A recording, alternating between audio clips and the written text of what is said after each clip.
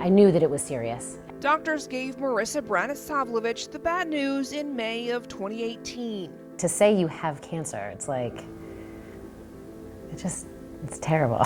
Breast cancer. It's devastating. It's devastating. You don't know. You don't know. I didn't know if I was going to need chemo or radiation. You don't know. You have I have a child. You don't know what the next step is going to be, and it's horrendous and horrifying and scary. And I cried a lot. I had no choice, but I had to do a full mastectomy. I opted for a double mastectomy. After a year of battle, the nodes came back all clear. Finally, some good news. You beat cancer. I beat it. I wanted to just make a quick video and let everyone know how grateful I am. The end was going to be having new, big, beautiful breasts. Hi. ABC Action News was in the exam room. Excellent. Great. How are you? Good. You ready for next week? I'm ready. As Dr. Tutu Chang prepared Marissa for her reconstructive surgery, Your skin healed up nicely here. All right, do you want to take a feel? Mm-hmm. and listed potential complications for implants. Infection, bleeding, things of that sort. The two primary concerns is the risk of capsular contracture, as well as the risk of breast implant-associated lymphoma. Okay, the risks are minor, but if it were to happen, it would be happening years down the road. It's hard to predict which patients it'll happen to, but these are the things that we need to keep in the back of our mind.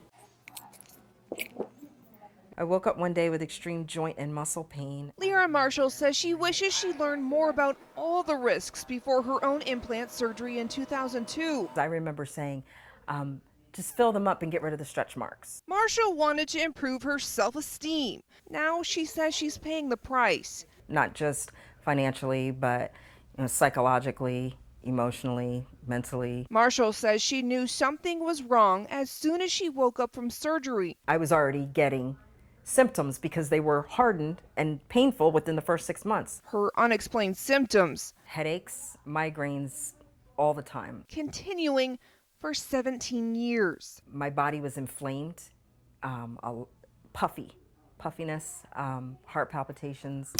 Then she found thousands of women on social media reporting similar symptoms. Breast implant illness is real. But it's a disease not recognized by the FDA or many doctors. It's very difficult going to your physicians because we are so ill and they have no idea what breast implant illness is. Patients showing up at this FDA hearing in March pleading for federal help. My doctors told me that nothing could be found to explain my health problems. Representatives from all 4 American breast implant manufacturers were there: Allergan, Mentor, Ideal, and Sientra. But the companies argued against their own customers, saying the illness doesn't exist. In this short period of time, we've fortunately not seen any cases we're aware of with ALCL or even breast implant illness. And the FDA agrees, saying there's no scientific evidence supporting breast implant illness, but a growing number are coming forward, blaming implants for chronic fatigue, fevers, brain fog, and joint pain. How many of you are very tired? How many of you have experienced brain fog? ABC Action News spoke to dozens of patients across Florida complaining of breast implant illness, including these 4 local women. I couldn't hold my phone some days because my muscle pain was so intense. Lisa Boyer says it took a toll on her family. I became sick mommy. That's my 2 young kids would, when are you going to stop being sick?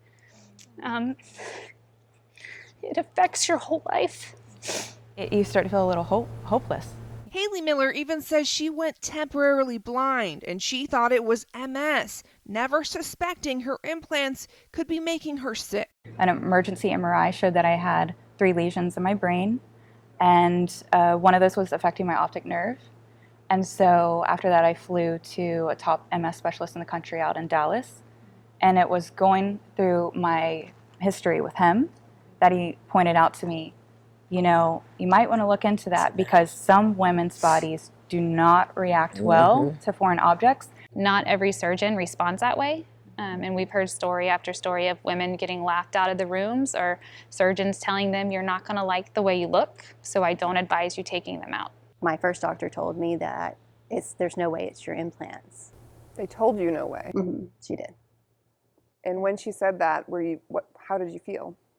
I felt embarrassed because I felt like she wasn't taking me seriously, and she's my doctor. She was my primary doctor. Melissa Sheridan says it sidelined her from fitness competitions. I was a competitor before, and I couldn't even work out without being extremely fatigued, no matter the diet I was on or how good I was eating. It was always fatigue, and I was so tired. Did any of you know that this was possible when you were going to get them put in?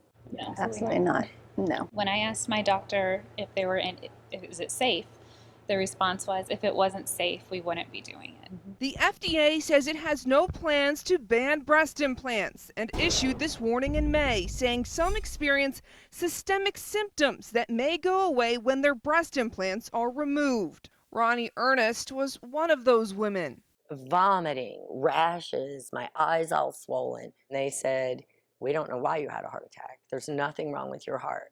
And the minute I had my surgery, I'm telling you, I was healed.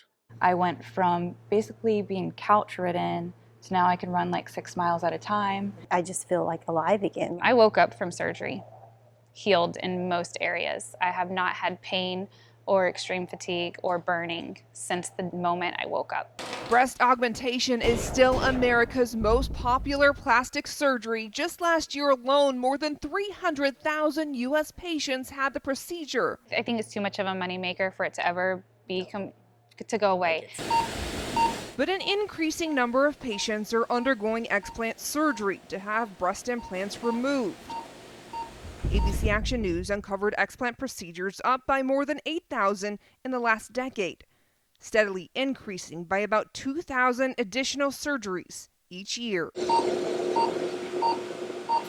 It came as a shock to me, being a plastic surgeon, to see the amount of women coming to my practice with a multitude of symptoms and thinking it might be their breast implants.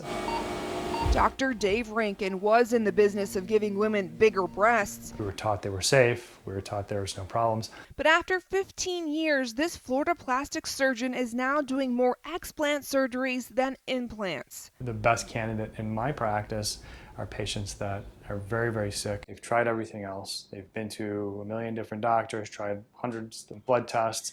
Nothing comes back. Okay, well, let's try this. And fortunately, many of those patients do get better. I was a skeptic at the beginning, and then I really became a believer. Even Dr. Rankin isn't completely sure what's causing this mysterious illness. Why is this happening? How do we prevent it? How do we detect it? And I think these initiatives are starting to be picked up. Additional study and research is absolutely necessary. Lyra Marshall says she doesn't need a study to know she felt better after removing her implants. When I woke up, I immediately could breathe. And now is warning others. It's not worth it. But for the 101,000 women a year, thousands of goodies from around the world, seeking reconstruction after cancer, you're losing something that's very important to you. The choice isn't as clear. I just want this so badly. Mom, I wanted to go to Chinatown too. For Marissa, she's weighed the possibilities. It's worth the risk to do it. And is moving forward with her surgery. I pray it doesn't happen to me.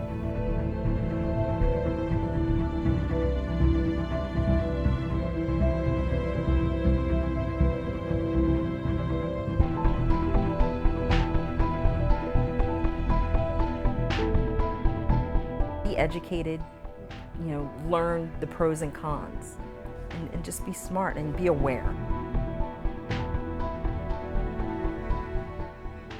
They don't want to believe us. Yes, we did it to ourselves, but we didn't know.